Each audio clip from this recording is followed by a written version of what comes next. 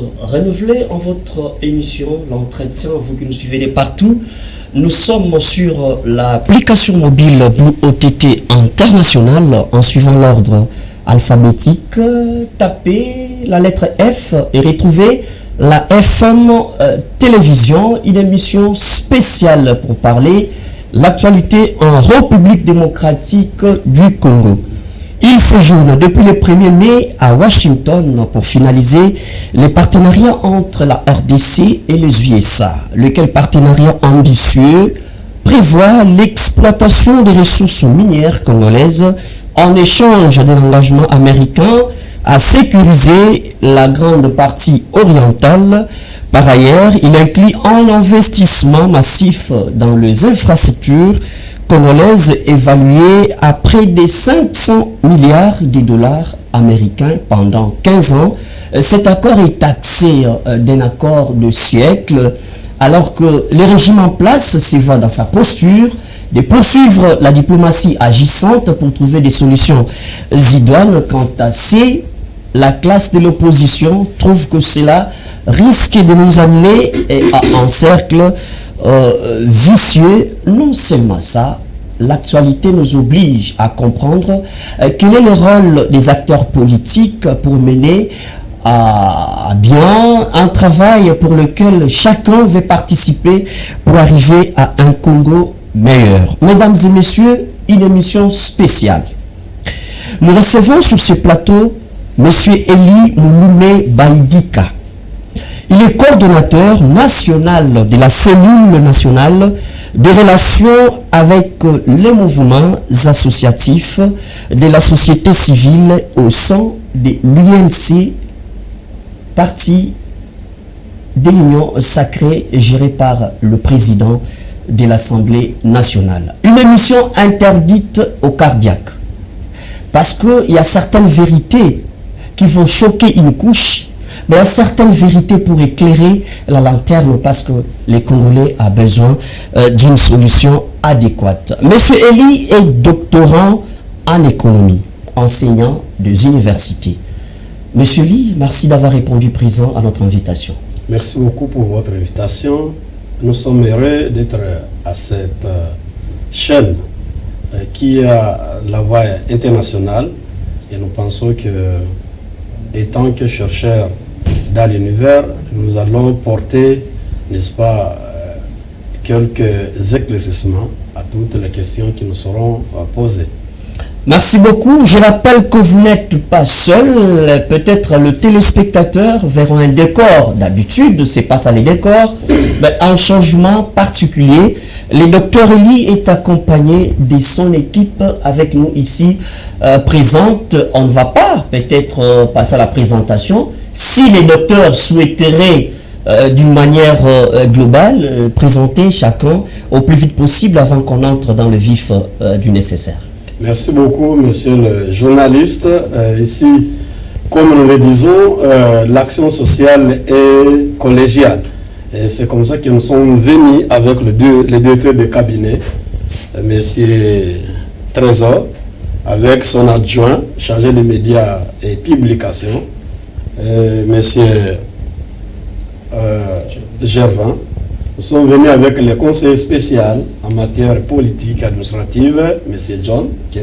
John Yenga, et avec celui qui est chargé des questions politiques et sociales, Maître Pacifique. Il y en a beaucoup d'autres avec le conseiller juridique, M. Séraphin. Il y a aussi le conseiller en charge de la logistique, M. Aloubé, et mon assistant ne pourrait pas manquer. Merci beaucoup. J'ai même vu les chapelets. Ça, c'est un symbole connu de tous. L'habit permanent du président de l'Assemblée nationale, Vital Kamerhe. Alors, avant qu'on entre dans certaines questions politiques, c'est d'abord de savoir quel est le rôle. Vous jouez quel rôle majeur au sein de la scénario Massoc, si je m'abuse, à moins que je prononce mal. Quel est le rôle principal, l'objectif, et en dehors de ça, comment est-ce que vous accompagnez l'UNC? Vous avez le temps. Merci beaucoup. Peut-être je voulais seulement donner des éclaircissements par rapport au port des chapelets. Tel Cameroun ne porte pas les chapelets pour la consommation publique chrétienne. Il porte les chapelets parce que c'est un chrétien catholique, quelqu'un qui vénère la Vierge Marie. Que donc tous les autres qui vénèrent la Vierge Marie au niveau de l'INC portent le chapelet. Ah, ça c'est bien. Notre intercesseur. Et donc pour nous, ce n'est pas un style, c'est question de la foi. Par rapport à la question que vous m'avez posée, qu'est-ce que nous jouons comme rôle en tant que Sénaré Massoc, cellule nationale de relations avec le mouvement associatif au sein de l'INC? Bon, comme vous le savez, avant que nous arrivions à l'objectif, il faut d'abord savoir qu'est-ce qu'a été, pourquoi la Sénaré Massoc, l'origine. La Sénaré Massoc a eu l'origine, a eu son jour lorsque Vital Kamerhe a constaté, étant qu'animal politique, tout le monde parlait à son nom. Certaines personnes voulaient même créer des associations d'une manière parallèle, d'une manière ou d'une autre. Et c'est pourquoi, avec son leadership, il a voulu d'abord centrer toutes les associations ensemble pour que cette fois-ci, ces associations aient une vision commune. Et un leader qui pourra les orienter par rapport aux principes caméristes. Et donc, pour nous, la Sénaré Massoc est née de cette dualité, beaucoup d'associations qui voulaient parler au nom de Vital Kamerhe. Et qu'aujourd'hui, monsieur le journaliste, nous sommes aujourd'hui, d'une manière là, au niveau de la République, 1885 associations enregistrées à l'INC. Et que donc, pour nous, nous sommes en train de nous battre pour que ces associations puissent parler un même langage autour de Vital Kamerhe. Et ce même langage, c'est démontrer, là j'entre dans l'objectif, c'est démontrer que Vital Kamerhe, étant animal politique, étant une personne capable de défendre les intérêts de la population congolaise et les intérêts de la population de la région de Grand Lac, doit avoir des personnes qui doivent l'amener à gérer à un certain niveau la res publica. Parce qu'étant que président de l'Assemblée nationale, là, il ne gère pas réellement ce que le peuple congolais attend. La Sénaré Massoc a comme objectif primordial et ce qu'on ne peut pas soutirer dans la tête des caméristes que nous dirigeons, c'est que nous voulons voir Vital Kamerhe à la magistrature suprême. C'est-à-dire, toutes les associations qui soutiennent cet animal politique, nous voulons voir cet animal politique, doué, scientifique, social, politique, gérer cette république. Et voilà ce que nous, au niveau de la Sénaré Massoc, nous sommes en train de donner, d'intérioriser à la population qui accepte que Vital Kamerhe serait l'homme qu'il faut pour relever cet éléphant qui dort. Parce que la RDC est un éléphant qui dort. Ça manque seulement un leadership visionnaire capable de coopérer sans émotion, mais d'aller dans l'objectif que la République n'est pas un îlot, mais ça se trouve dans les conseils des Nations Unies et doit aller pour l'intérêt d'abord de la population congolaise, comme il n'a cessé de le faire. Vital Kamerhe, depuis des années, vous le savez, c'est quelqu'un qui a toujours défendu l'intérêt de la population congolaise. De Sun City à nos jours, en passant par le dialogue de la paix organisé en 2008 au niveau de Goma, je pense que la population congolaise a une matière, a un esprit à soutenir. Et c'est Vital Kamerhe. Et c'est pourquoi nous, au niveau de la Sénaré Massoc, notre objectif est de les voir gérer cette république et de coopérer avec la région, mais aussi de ramener tous les bailleurs de fonds des Nations Unies pour le développement de ces pays qui est riche en ressources humaines, riche en ressources sociales, riche en ressources naturelles, mais pauvre par sa population. Alors, docteur, vous allez continuer. Vous parlez du leadership et éventuellement vous parlez de ces grands hommes Vital Kamerhe. Vous êtes dans l'obligation de convaincre la population à comprendre qu'il y a parmi les leaders politiques pour relever, pour amener les Congos dans sa posture comme telle, il faut un Vital Kamerhe. Il est président de l'Assemblée nationale. Il est parmi les alliés proches du président de la République, c'est Vital Kamerhe. Si vos ambitions sont celles d'arriver à la magistrature suprême, mais Vital Kamerhe est président d'une haute institution de l'État. Pourquoi pas donner sa touche particulière pour aider son allié principal à réussir son mandat, que de rester avec un Vital Kamerhe futur. On est dans le futurisme, on attend un Congo de Vital Kamerhe, alors qu'il est temps parce qu'il occupe un poste stratégique. Merci beaucoup. Nous, au niveau de la Sénat Masok, nous ne sommes pas dans le futurisme. Nous savons que notre autorité morale, Vital Kamerhe, il fait déjà sa part de soutenir son allié, de soutenir le président de la République. Comme vous le savez, tout le monde avait lâché le président de la République actuelle au niveau de Jean-Val, au niveau de l'Europe. C'est seul Vital Kamerhe qui a accepté de mettre par terre, de s'asseoir sa candidature pour soutenir Félix Antoine Tshisekedi Tshilombo. En même temps, après avoir eu le pouvoir, réussi le pouvoir par notre sieur, Vital Kamerhe a accepté de devenir directeur de cabinet, commanditaire de cabinet. Et pourtant, dans les accords, c'était prévu de devenir Premier ministre. Il a accepté. À part ça, Vital Kamerhe a été drainé comme un chien qui a manqué de l'os à croquer devant la politique, devant la justice. Sa famille est souillée. Pour un fait réel, hein? Pour un fait réel. C'est pas qu'on a inventé un fait, c'est un fait réel. Non, c'est pas un fait réel. Je vais vous prouver que moi, ce n'est pas un fait réel. Sa famille est souillée. Même Vital Kamerhe a dit, cette affaire, c'est une affaire de la République.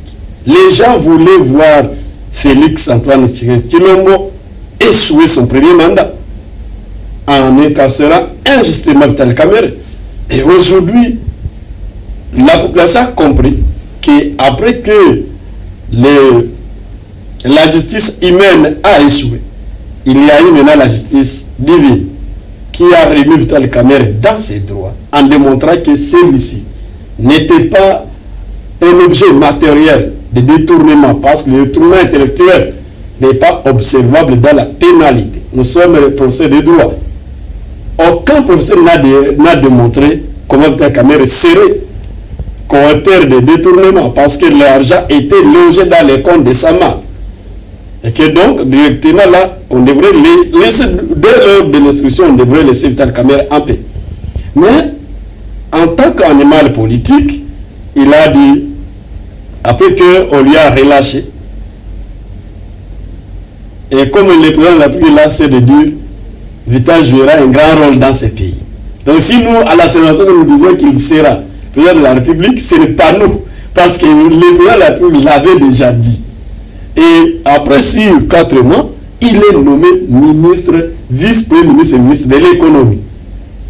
Toute la population congolaise reconnaît les efforts qu'a fait Vital Kamerhe en réduisant les prix du pétrole sur le temps de la République et d'autres avantages liés à cela.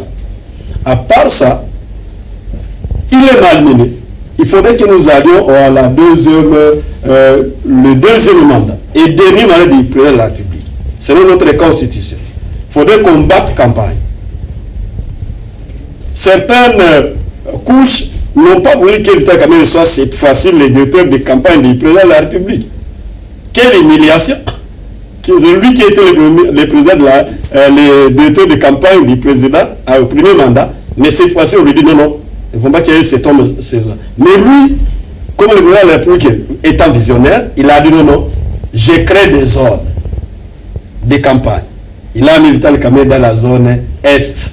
Mais Vital Kamerhe a dit, moi je ne suis pas quelqu'un qui doit être seulement la zone Est. Je suis un animal politique. J'ai un matelas politique électoral. Et c'est comme ça qu'il s'est mis à la barre pour aller prêcher des Bandundu, des Kikwit, jusque dans tous les pays, pour aller prêcher, de voter comme il se doit, le président de la République. Et cela a fait qu'à ce que le président de la République soit voté à plus de 87% d'électeurs. Donc cela veut dire qu'il y a eu un travail qu'a fait Vital Kamerhe, quelle que soit l'élimination qu'il a eu. Et aujourd'hui maintenant, il est président de l'Assemblée nationale. Mais ce n'est pas parce qu'il est de l'Union sacrée, non. Parce qu'il veut préparer... non, parce qu'il ne veut pas préparer ça. Il veut préparer à devenir chef de l'État. Non, c'est pas ça. Il occupe un poste stratégique. Parce que le président de la République a voulu que la démocratie règne au sein de l'Union sacrée. Il ne veut pas faire de dictat. Il a dit allez tout le monde au préliminaire. Et monsieur le journaliste, si Vital Kamerhe échouerait au préliminaire, mais il ne serait pas président de l'Assemblée nationale. C'est-à-dire, ce que Vital Kamerhe est aujourd'hui à l'Assemblée nationale, au président de l'Assemblée nationale, c'est ce qu'on appelle la méritocratie. Alors, ce n'est pas une donation de l'union sacrée, c'est la méritocratie. C'est-à-dire le député... Non, là sinon je dirais c'est une manque... non, je dirais que c'est ce qu'on appelle manque de reconnaissance politique. Je voulais dire... Vital Kamerhe a été voté. Non, écoutez-moi. Pour être là où il est au perchoir, il a été voté. Non, écoutez-moi. Vous devez reconnaître les efforts de l'union sacrée. Je devrais y arriver. Dans l'union sacrée, les députés ont compris qu'il y a 3 challengers qui sont prêts pour être un qui soit président de l'Assemblée nationale. Et les députés nationaux de l'Union sacrée ont trouvé, et même de l'opposition, ils ont trouvé que Vital Kamerhe est l'animal politique à gérer l'Assemblée nationale pour cette heure. Et quand nous sommes partis maintenant aux élections proprement dites, ça c'était c'est là où les députés nationaux de l'Union sacrée avaient joué au préliminaire. Maintenant, au niveau maintenant de l'élection définitive, il était le seul candidat.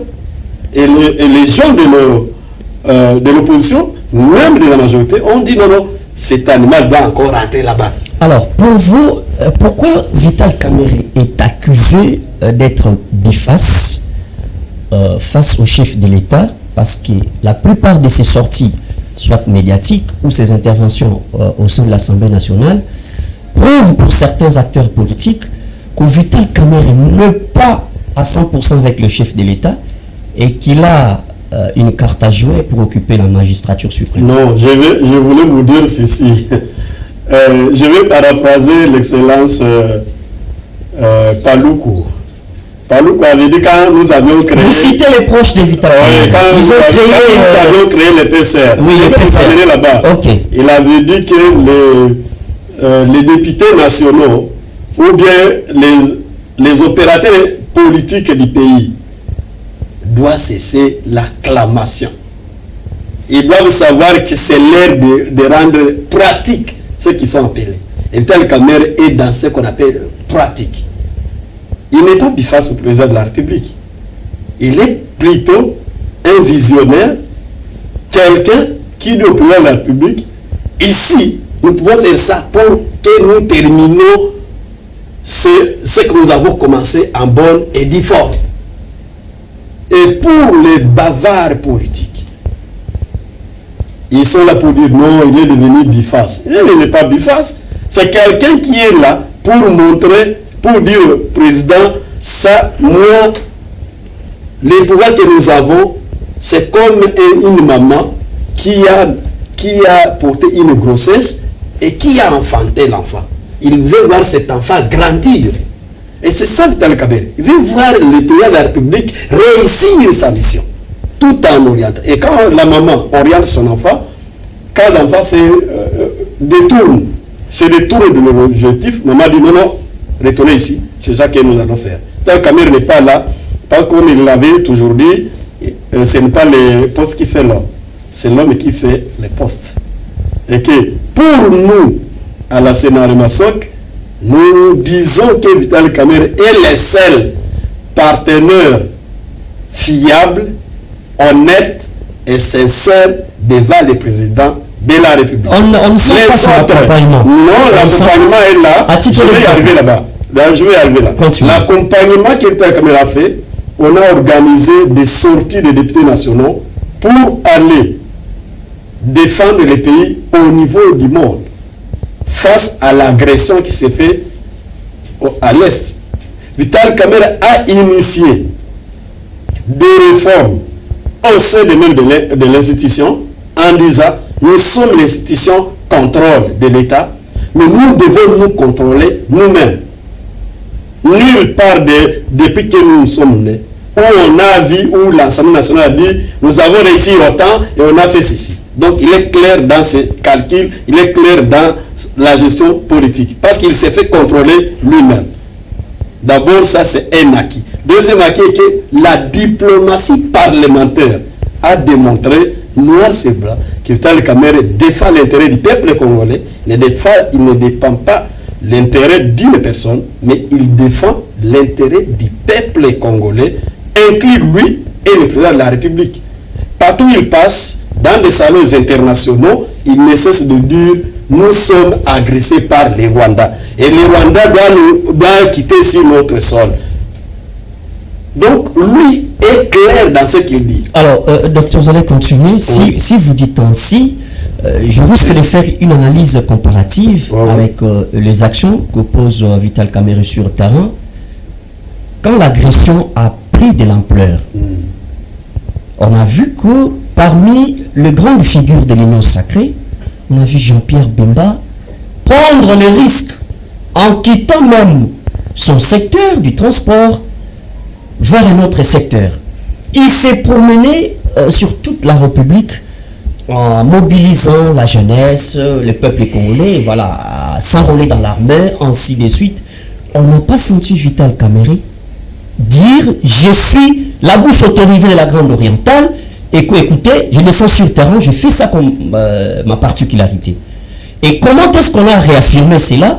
C'est quand le chef de l'État s'est retrouvé face à l'Union sacrée, il a cité que le nom de Jean-Pierre Bemba. Pourquoi ne pas citer Vital Kamerhe? Vous savez, nous sommes des intellectuels. Au niveau de l'INC, nous sommes très intellectuels.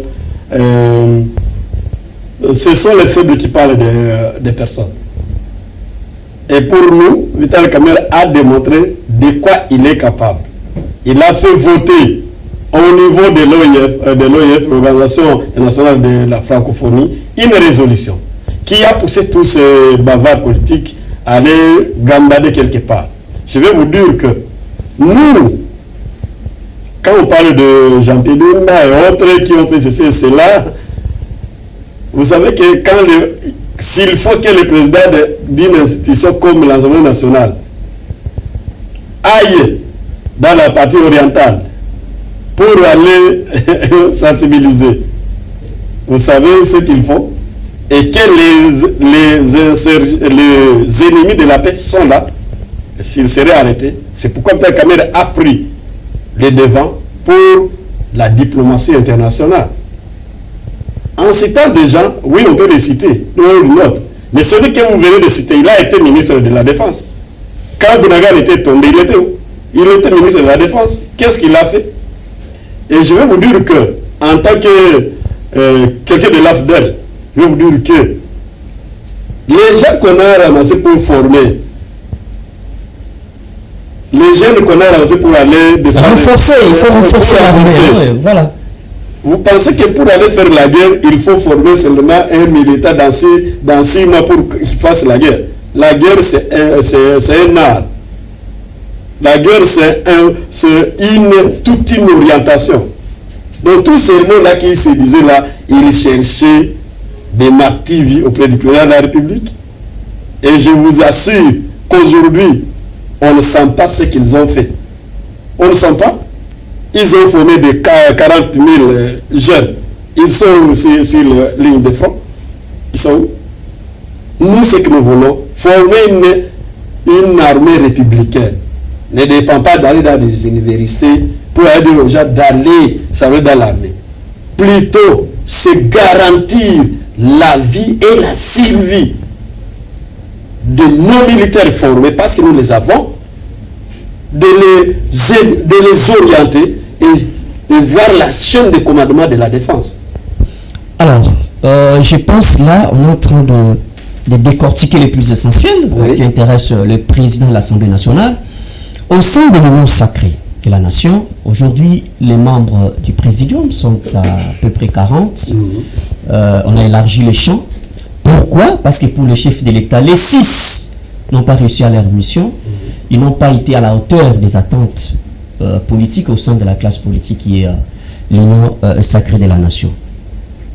Mais étant un allié principal du chef de l'État, pourquoi Vital Kamerhe est en proie avec l'UDPS Tshisekedi? On ne sent pas un bon courant politique.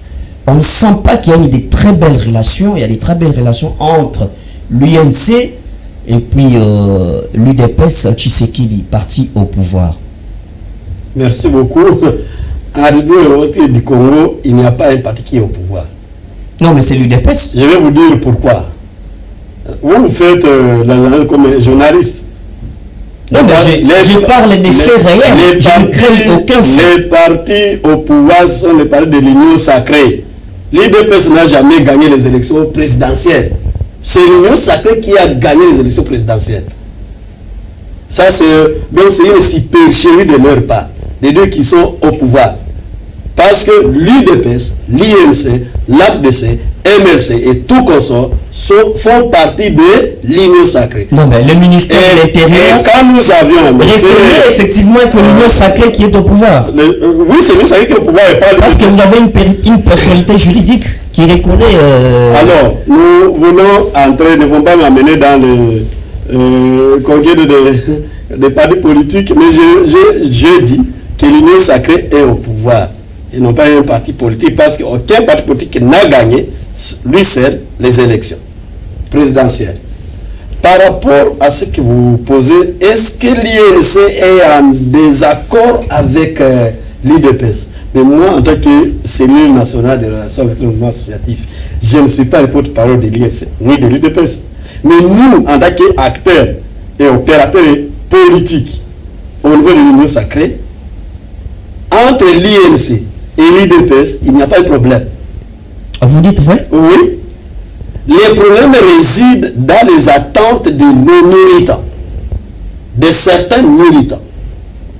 Mais entre comme institution, l'UDPS, institution INC, mais moi je suis scientifique, il n'y a pas de problème, parce que nos secrétaires généraux se voient, ils se parlent, le président de la République et le président de l'Assemblée se voient et se parlent, il n'y a pas de problème.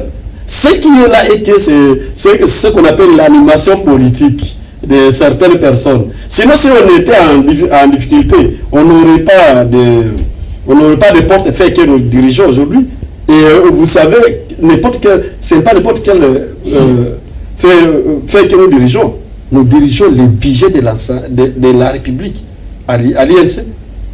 C'est-à-dire, si on était en difficulté, on ne pourrait pas nous donner ça. Donc les grands hommes, le président de la République et Vital Kamerhe ne sont pas en difficulté. Kabouya avec Billy Kambale ne sont pas en difficulté. Dès lors qu'ils ne sont pas en difficulté, en tant que quelqu'un qui gère une structure nationale, je ne suis pas en difficulté avec celui-là qui gère une structure associative nationale de l'IDPS. Mais aussi, pour ne pas frustrer les uns et les autres, on doit être clair et sincère. Peut-être c'est là que vous... Non, mais être clair et sincère tout en regardant les bornes, tout en regardant les contextes dans lesquels vous pouvez faire une sortie médiatique. On accuse même le président de l'Assemblée nationale de barrer la route à ces grands projets changement de la Constitution. On n'a jamais senti Vital Kamerhe dans cet accompagnement. Et qu'il a, après avoir lu minutieusement la Constitution, qu'il y a des impasses qui peuvent prouver à suffisance que l'heure est arrivée d'échanger cette Constitution. On sent Vital Kamerhe dans la protection de la Constitution actuelle. Vous savez, je savais que vous allez poser cette question. La Constitution congolaise n'a pas un problème. Le problème qui est là, c'est le problème des Congolais, des gérants des institutions. Vital Kamerhe a été reçu par le président de la République. Il a dit, après, à la sortie, que lui, en tant que gérant d'une institution de la République, il attend seulement la commission qu'avait prévu le président de la République pour qu'ensemble on analyse est-ce qu'il faut révision, parce que le président de la République n'a pas dit de changement, il a dit de la révision de la Constitution ou bien pas. Dans toutes les constitutions du monde, on les révise, mais il faut voir les moments, l'importance et l'environnement dans lequel vous évoluez. L'environnement congolais est dans l'insécurité sociale. L'Est est déjà occupé par les M23 RDF. Vous voulez revoir la Constitution? Vous voulez refaire cette Constitution? Ah mais oui, parce que ça ne permet pas de l'État de prendre certaines décisions seul en tant que chef d'État. Il faut consulter les deux chambres qui doivent se réunir en congrès pour décider, alors qu'un chef d'État doit avoir une vision. Non, là, il y a la séparation des pouvoirs. Et cette séparation des pouvoirs constitutionnels doit être respectée. Nulle part ou dans les attributions du président de la République où l'Assemblée ou bien le Sénat est en train de contraindre au président de ne pas faire ce qu'il doit faire. Souvenez-vous qu'à la fin de notre campagne 2023, parce que j'étais dans la campagne du président 2023, le président de la République avait dit qu'il réunira un congrès. C'est dans son pouvoir régalien de réunir le congrès pour faire face à l'insécurité à l'Est. Qui lui a interdit de faire ça? C'est l'Assemblée, non? Parce que l'Assemblée attend qu'il puisse les réunir en congrès. Et est-ce que la gratuité, il faut aller voir l'Assemblée? Non. Payer les militaires. Aujourd'hui, on a commencé à payer les militaires. $500 et plus prix. En même temps, l'Assemblée n'a pas de papier duplicateur pour bon, ça équilibrer son administration. Un président de l'Assemblée nationale qui peut dire tout haut que l'Assemblée, la Chambre n'a pas de papier duplicateur. Alors on a posé, bon, les Congolais ont leur manière de voir les choses, ce qui est normal. Chaque peuple doit avoir sa vision du monde. Comment Vital Kamerhe peut, après toutes ces années, et après tous les mois qu'il a déjà occupé le perchoir de l'Assemblée nationale, dire tout haut que la Chambre n'avait pas de papier? Vous ne trouvez pas ça un peu banal? Le budget de l'Assemblée nationale nous a été présenté, le budget 2024. Il a été exécuté à 61,3%. Et dans les 61,3%, c'était seulement pour les paiements des monuments des députés et autre chose. Ça, c'est dans l'année 2024. Exécuté à 61%. Tandis qu'il y a d'autres institutions de la République qui sont constitutionnelles comme l'Assemblée nationale, qui ont fait des dépassements même à plus de 35, à plus de 350%. Pour vous, qu'est-ce qui bloque? Ou bien quelle institution qui bloque l'autre? Non, là, ce n'est pas un problème d'institution, c'est un problème d'urgence et problème des à côté, parce que c'est ni la présidence, institution, ne gère pas les finances de la République, ni l'Assemblée ne gère pas parce que l'Assemblée contrôle. Celui qui gère, c'est le ministre des Finances. Alors on dira que c'est lui qui ne veut pas faciliter la tâche à Vital Kamerhe. À ce moment-là, il faudrait demander au niveau de... Moi, je vous pose la question. Comment est-ce qu'une autre institution peut être financée à 90% et celle que gère le président Vital Kamerhe être financée à 70%, 60%? J'ai parlé de... C'est aberrant. J'ai parlé de quoi? Des infinités interinstitutionnelles et des relations et de l'urgence qu'ils ont. C'est pourquoi Vital Kamerhe étant un animal politique qui ne veut pas faire beaucoup de bruit, on lui sert comme on veut.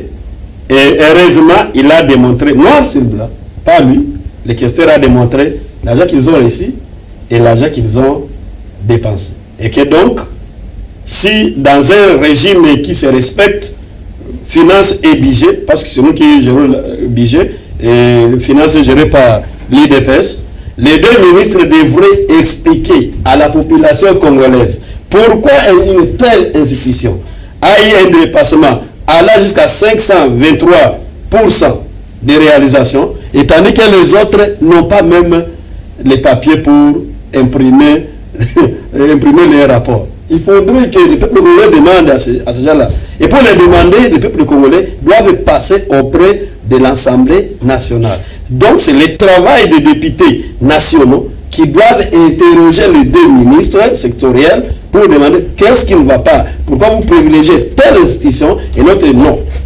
Alors, très bien. On va déjà terminer avec quelques questions liées à la politique ou à la gestion du président Vital Kamerhe. On dit qu'il est en train de protéger certains leaders de la Grande Orientale. On l'accuse de cette manière-là.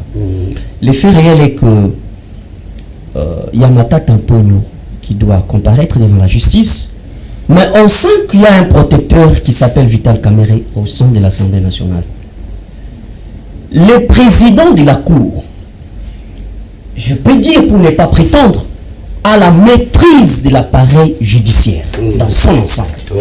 Alors, comment est-ce qu'on peut voir les acrobaties entre lui et le président de l'Assemblée nationale? On accuse Vital Kamerhe d'être le protecteur de Yamata Tamponyo parce qu'il est de la partie Est.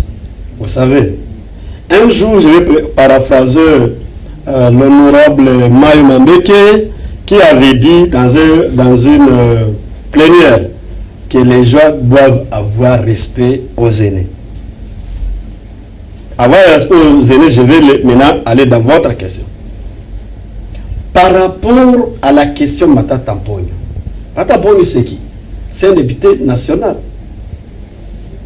On doit avoir respect à cette institution qui gère Yamata Tamponyo. Il n'est pas au-dessus de la loi. Écoutez, la Constitution est claire. Il faut, pour la poursuite d'un député national, pour la poursuite judiciaire, il faut d'abord lever ses immunités.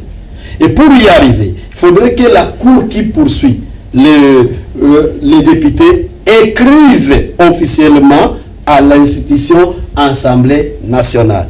L'Assemblée nationale ou bien le Sénat se réunit et vote pour lever les immunités. C'est-à-dire Vital Kamerhe, ce n'est pas lui qui bloque. Non, il veut seulement respecter les institutions du pays. Il faudrait que les institutions juridiques écrivent à l'institution législative pour l'élévation, pour lever les immunités de l'honorable Yamata Tamponyo.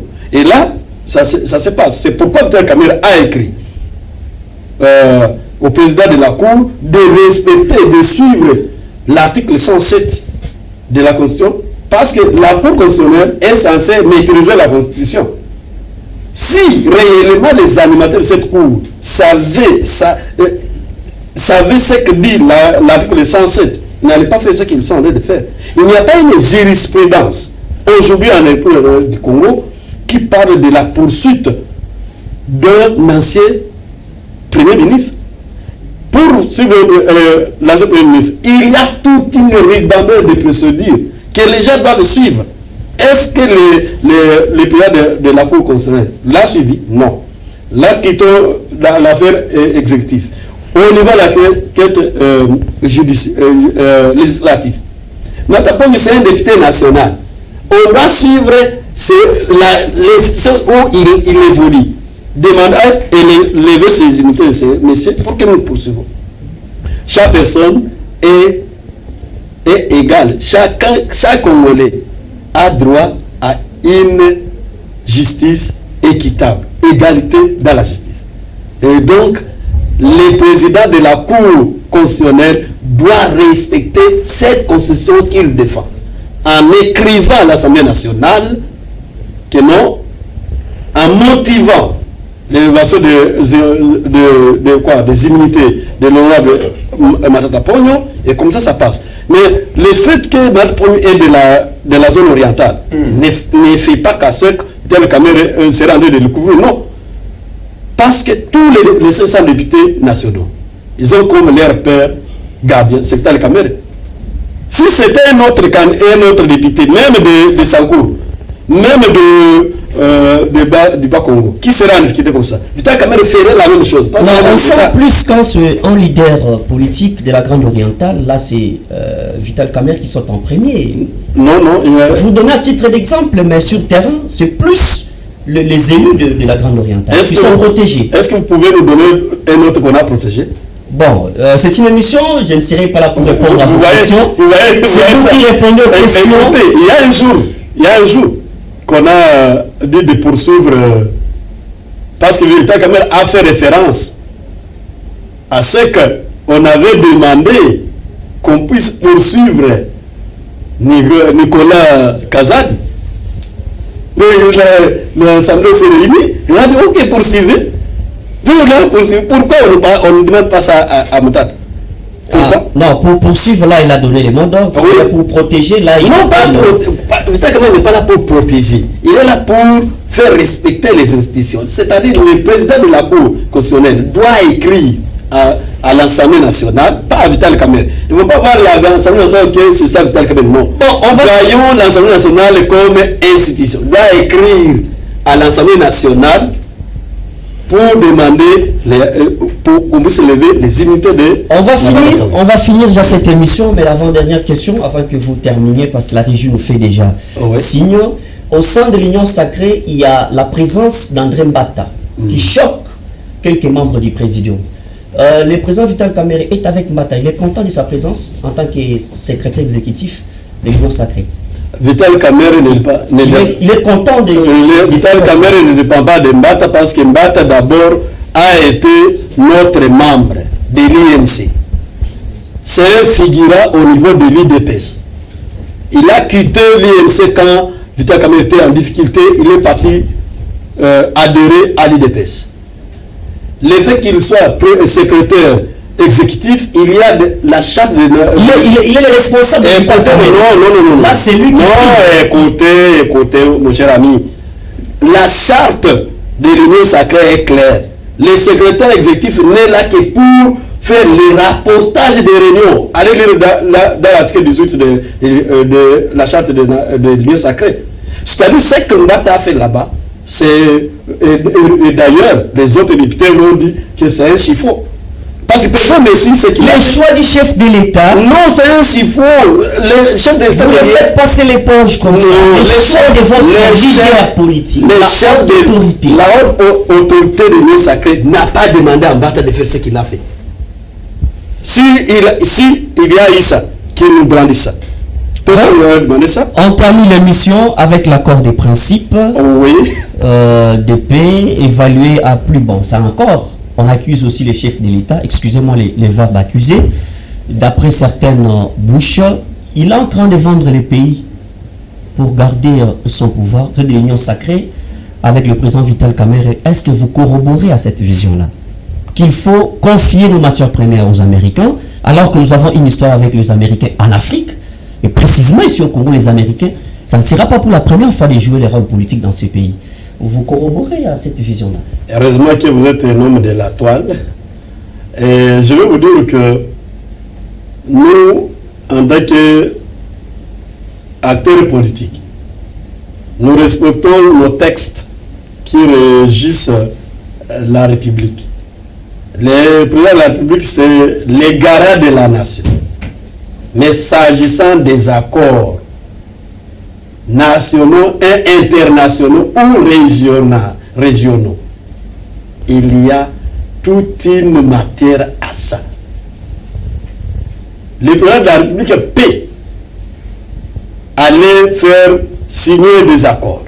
Mais pour que ça soit exécuté, notre loi congolaise dit retourner au niveau de la législation, au niveau du Parlement, pour ratification des accords.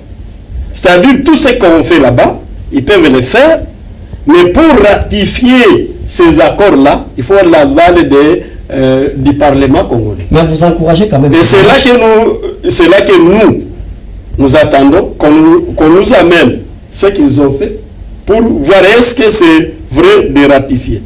Encourager ou bien ne pas encourager, nous on observe parce que nous sommes dans la distinction des institutions. L'institution présidente de la République est en train de faire son travail, nous attendons qu'il l'amène. On pressent qu'il y aura bras de fer s'il faudrait signer ces accords-là. Alors on va terminer un message, un mot de la fin à toute la population de la Grande Orientale et à tous les membres, à toutes les associations qui font partie de votre mouvement. J'espère que vous êtes dans les 26 provinces, que ça ne soit pas un privilège pour un côté et laisser les autres côtés ou l'autre côté en train de se pavaner. Faites un mot de la fin, vous regardez votre caméra, on termine l'émission. Merci beaucoup. Moi, en tant que je suis très heureux de votre émission qui était intitulée Mission de la vérité.